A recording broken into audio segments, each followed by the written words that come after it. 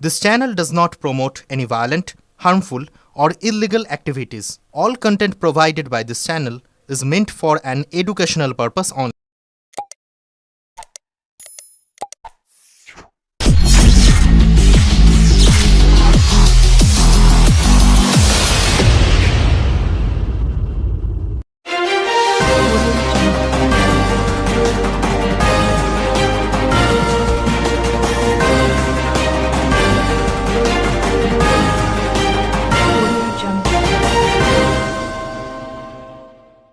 কোন্নগর বারো মন্দিরে শিবরাত্রি পুজো দিতে এসে তৃণমূল কাউন্সিলর অঞ্জলি ব্যানার্জি ও তার ছেলের হাতে মার খেল ভক্ত।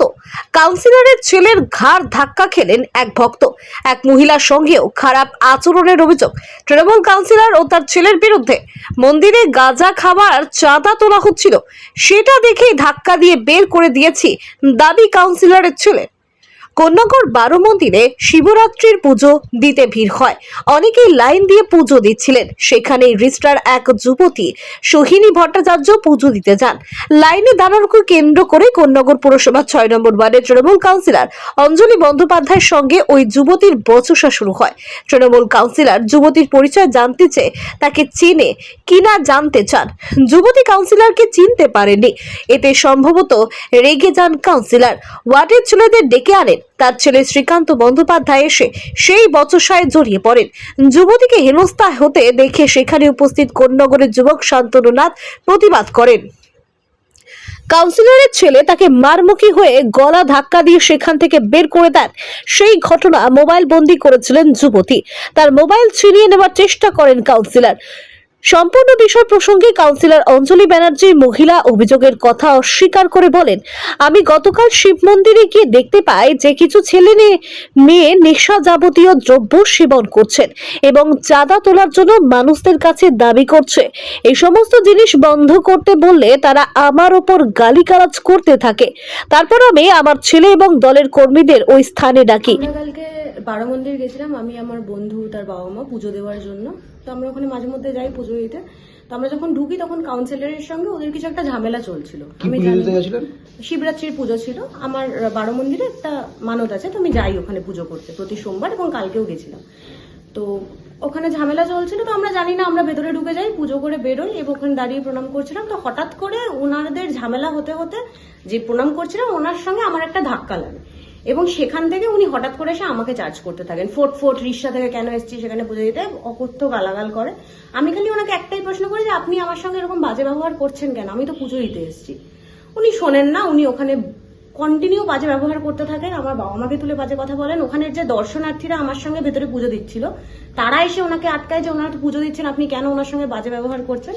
উনি শোনেন না এবং উপরন্তু মারধর করতে থাকে ওনার কাউন্সিলর এবং কাউন্সিলরের ছেলে কিছু ছেলেকে নিয়ে আরো আসে, তারা আমাদেরকে মারধর করতে থাকে এবং লাস্টে আমরা অপারক হয়ে ভিডিও করতে থাকি।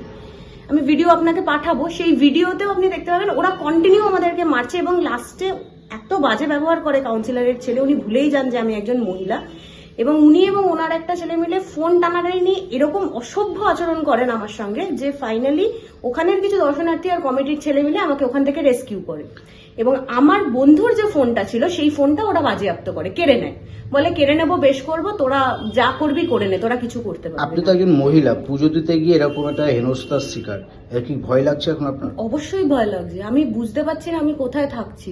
আমি কালকে জিডি করেছি থানায় গিয়ে, ওখানে অতজন দর্শনার্থী ওনাকে এতবার করে বলছে, উনি শুধুমাত্র আমাকে চিনিস না করে ওনার কাউন্সিলর, যেহেতু উনি একজন কাউন্সিলর, সেই জোর দেখিয়ে যাচ্ছেন এবং বলে যাচ্ছেন তোরা যা করবি করে নে, কিচ্ছু করতে পারবি না, যা করবি যাকে খুশি বলবি গায়ে, আমি দেখবো কি। আপনি কি চাইছেন এখন? আমি চাইছি অবশ্যই এটার একটা বিচার হোক, কারণ এরকম ভাবে এবার আমি কালকে যখন অত লোকের সামনে বলতে পেরেছি, আমি পরশুদিন রাস্তায় বেরোলে উনি যা খুশি করতে পারেন, এবং বর্তমানে যা ঘটনা ঘটছে আমি সত্যিই খুব ভয়ে আছি। এরকম অভদ্র ব্যবহার, এরকম অভদ্র আচরণ, একজন পুরুষ মানুষ ভুলেই যাচ্ছেন যে একটা মেয়ের সঙ্গে কিরকম ব্যবহার করা উচিত, তার গায়ে হাত, আর অসভ্যতামটা তো চরম, ভাবতে পারবেন না। কে মেরেছে কাউন্সিলরের ছেলে, কাউন্সিলরের ছেলের সঙ্গে আরো 2-3 জন এসেছিল তারা। আমার বন্ধুকে তো মানে সবাই মিলে মেরেছে, আমাকে যেহেতু বাঁচিয়ে নেওয়া হয়েছে ওখান থেকে। যে এখানে বসে এরম ভাবে গেঁজা এরম ভাবে করা যাবে না, হ্যাঁ, সমান টানে ওরা আমাকে ইগনোর করছিল ইগনোর করাতে আমি বললাম তোমরা এখানে চাঁদা তুলছো কেন, কারণ এটা পৌরসভার এখন দেখাশোনা করে, সমস্ত খরচা পৌরসভা করে, তাহলে তোমরা চাঁদাটা তুলবে কেন? এই যে মন্দির রিপেয়ারিং, দেখুন মন্দির সব অর্ধেক মন্দির সারানো হয়ে গেছে, কাপড় ছাড়ার ঘর হয়ে গেছে, সমস্ত পৌরসভা করছে, সেখানে পৌরসভাকে ছেড়ে এরা কেন চাঁদা তুলবে? এরা তো বাইরে থেকে এসছে। সেটাই আমার প্রতিবাদ ছিল। এবার সেই প্রতিবাদ করাতেই তখন এরা আমার উপর আক্রমণ করে, মানে যা তা বলতে থাকে আমাকে। তখন আমি আমার ওয়ার্ড অফিসের সব ছেলেদের ডাকি কিংবা মেয়েদের ডাকি, তখন ওরা ওদেরকে ধাক্কা মেরে বাইরে বার করে দেয়।